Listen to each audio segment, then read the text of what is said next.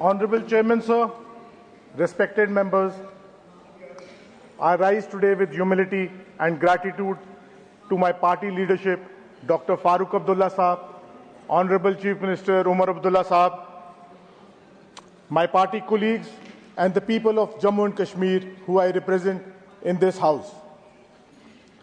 Sir, I am the first Kashmiri Sikh to have come to the Rajya Sabha, which speaks volumes on the secularism of my party leadership, and the people of Jammu and Kashmir. In Jammu and Kashmir, sir, our faiths may be different, our religions may be different, but it's humanity and brotherhood which binds us together. Sir, I express my strong reservations on the so-called SIR electoral reforms. Sir, I say so-called because what is being presented as reforms, Honorable Chairman, sir, is actually restructuring democracy to suit the people in power. So the government tells us that these reforms are necessary to clean the electoral system, but the reality is different. No national debate, no expert commission, draft prepared in secrecy, brought here for a hurried approval. This is not how electoral reforms are done.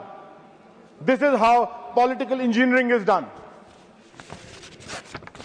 If this SIR electoral process reforms becomes law, the implications will be dangerous and far-reaching. The Election Commission risks being weakened, centralized, and placed under indirect executive influence. Provisions of funding, technology, and campaign regulations will hit small and regional parties like us. Rapid digitization of key electoral process without independent audit raises the fear of manipulations, surveillance, and targeting. Reforms without consensus do not strengthen democracy. They fracture the very confidence in the very process that elects the governments. Therefore, this exercise has unfortunately raised serious concerns for decades. Electoral rolls were revised with integrity, transparency, and fairness. Institutions were respected and processes were sacrosanct. But today, we are forced to ask, are these institutions being compromised? Are age-old procedures being questioned only to create confusion and delay? Is the trust between the people and the system being weakened deliberately? This is not about names on a list. This is not about the soul. This is about the soul of our democracy. If electoral rolls are manipulated, democracy itself is manipulated. If institutions bend, the will of the people breaks.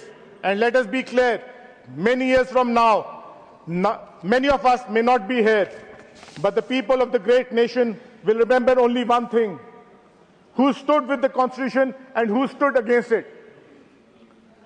Sir, our forefathers conceived a Constitution so beautiful, so inclusive, that no matter whether we come from Kanyakumari or Kashmir, we all were treated equally. That was their vision. This is our responsibility. Sir, today one party is in power, tomorrow another will be. Governments change, the nation remains. But the question history will ask is simple. When the foundations were shaken, who defended the republic? We must say this loudly and clearly. The SIR process inspires suspicion. Let those who think electoral processes can be twisted know that the voter may be silent, but the voter is never helpless. And those who try to erase the names from rolls understand you can't erase the people's will. You can't delete democracy. Sir, when we talk of weakening of federalism and democracy, it is important to mention that abrogation of Article 370 and 35A on 5th August 2019 was done without the consent of the people and without an elected assembly. Article 370 was not a privilege. It was a constitutional guarantee, a bridge of trust between J&K and the Union of India. Removing it unilaterally undermined that trust. Democracy cannot exist without consent. And sir, legitimacy also cannot exist without representation. Sir, our stand is very clear. We do not accept the manner in which Article 370 was abrogated. We will continue to challenge it democratically, constitutionally, and peacefully. But sir, we must also speak truth to power. Silence is not acceptance. Delay is not consent. And the absence of agitation must not be misread as agreement. But however, let's stick to the point. So the people of Jammu Kashmir have not surrendered their rights. They have simply been denied a platform to exercise them. Sir, full statehood must be restored immediately. Governance must be accountable, represented and rooted in the will of the people. Statehood must be restored immediately. And anything else, anything less is unacceptable. Sir, the National Conference stands for constitutional, peaceful and democratic engagement. The people of J&K still await their rightful voice. Anything that is not on the election reforms will not go on record. Separate from political rights. Anything that is not on the election reforms, please sit down. Governance is accountable, inclusive and democratic. Honorable Chairman, anything that is not on the election reforms will not go on record. We do not seek charity. I do understand it is a maiden speech.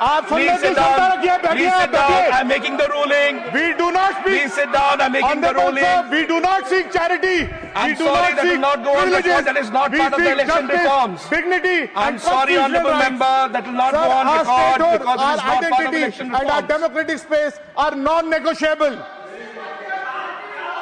Sir, it is time to restore what was taken. I'm sorry, I'll have to move on then. Though it is a maiden speech, I'll have to move on. You are not speaking on the topic. He's not speaking on the topic. He's not speaking on the topic.